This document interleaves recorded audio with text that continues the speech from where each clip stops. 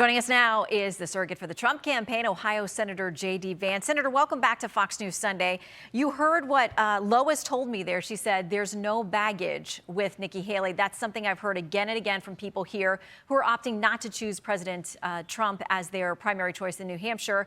What's your argument to them about what Nikki Haley continues to say from the campaign trail is a choice for chaos? Well, first of all, Shana, I think Trump is way out ahead in New Hampshire, but also nationally. That's very important to remember. But I guess my response to that voter would be Nikki does have baggage. She just hasn't faced the onslaught of years of media attacks, of super PAC attacks that Donald Trump has faced. And frankly, the fact that Trump is still standing and still leading in the polls against Joe Biden suggests he has real political resilience. I know a lot of people who are choosing Nikki Haley think she's the low baggage candidate. In reality, she's the candidate the Democrats haven't teed off on, but they will tee off on her if she's the nominee. She won't be, but if she is, she will face exactly what Donald Trump has faced for the past 6 years, and I don't think she'll survive it. I certainly don't think she'll win the presidency through it. That's why we need to elect a guy who's shown some resilience. That's why we need to nominate Donald Trump.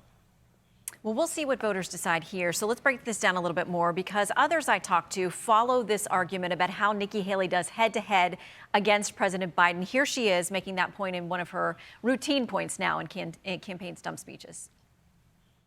It's going to be a nail-biter of an election. We're going to end up holding our breath again.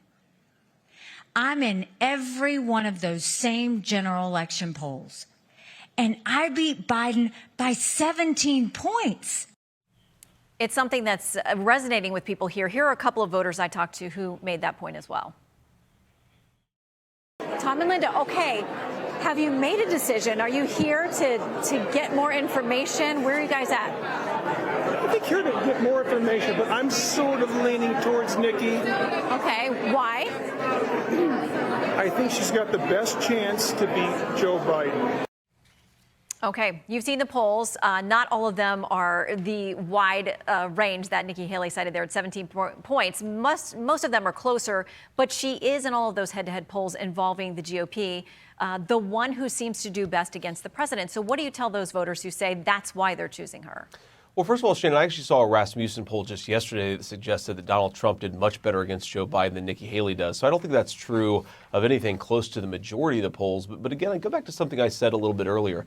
Nikki Haley has not faced the Democrat and media machine for 6 years. And we have to ask ourselves not what the polls will say today, but what do the polls say when Democrats run ads saying that Nikki Haley wants to slash your Social Security so that she can send more money to foreign countries? That is exactly what they're going to do, because that is, in fact, what Nikki Haley says she wants to do out on the campaign trail. We have to remember negative ads and the messaging behind them, Shannon, if I can just finish, they really do make an impact. And we have to ask ourselves, who's the most resilient candidate in the face of the Democratic machine? I don't know how anybody can look at the last 6 years and say that's anybody but Donald Trump. Well, to be fair, I don't think on the campaign trail she's telling people that she's going to cut Social Security to send money to other countries. But, and we've pressed her on this, she does talk about potentially raising the retirement age for people now in their 20s entering the system. So definitely talking about changes to entitlement, and her foreign policy certainly breaks with the former president as well. We'll talk a little bit more about that. In the meantime, Governor DeSantis is out there saying there's a reason that people want President Trump to win, and he thinks it's to benefit the other side. Here's his take.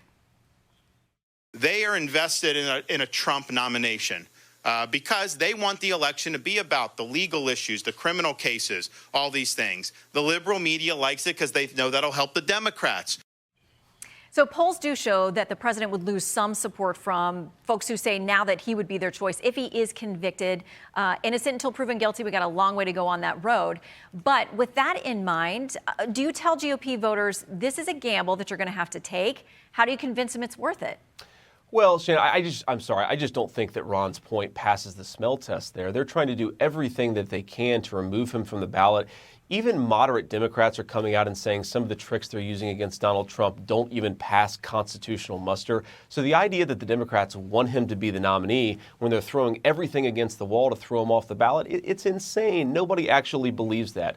I think broadly speaking, Republican voters recognize not only was Donald Trump a good president in the past, he'll be a good president in the future, and he has survived the machine. I've tasted a little bit of this. Most Republican politicians taste some small piece of this.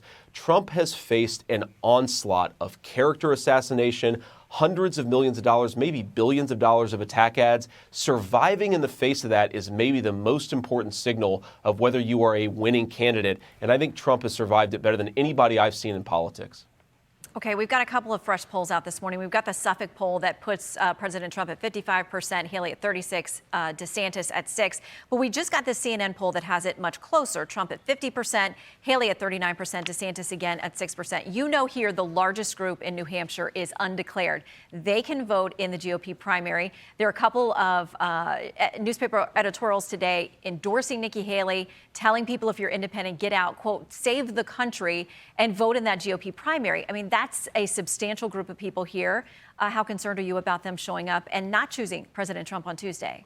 Well, Shannon, we have to draw a distinction between independent-minded New Hampshire voters. I think a lot of them are going to vote for Donald Trump, and also liberal, many of them from Massachusetts who are moving to New Hampshire. They're never Nikki Haley. They're just trying to play spoiler to Donald Trump. But I think Republicans really have to ask ourselves, do we want liberal suburbanites from Massachusetts to choose our nominee, or do we want to choose our nominee as Republicans and independent-minded conservatives? I think if we choose our nominee, Donald Trump is going to win, and he's going to win handily. By the way, Shannon, this campaign strategy of getting liberals to vote for you in a Republican primary, it doesn't work nationally. It won't work in South Carolina. It won't work in Ohio. It won't work in most other states. We actually need to select our nominee with voters who we can actually get, not with voters who are trying to play spoiler because they hate Donald Trump and they hate the Republican Party. Well, and Nikki Haley has said she does welcome the support of Democrats and independents, that we should have a big tent party, she argues, as Republicans. Does the president not agree? Well, I think the president certainly agrees. In fact, I come from a party of sort of ancestral Democrats who migrated to the Republican Party in large part because of Donald Trump's message. But it's one thing to get Democrats who are open-minded to vote for you, and it's another thing to get Democrats who are never going to vote for Republicans to vote for you. I think we've got to be a big tent party, but with people who have an open mind, not with Democrats who just hate Donald Trump and want to play spoiler. All right, Ohio Senator J.D. Vance, thank you for your time today. Good to see you. Thanks, Shannon. See ya. I'm Steve Ducey. I'm Brian Kilmeade. And I'm Ainsley Earhart. And click here to subscribe to the Fox News YouTube page to catch our hottest interviews and most compelling analysis.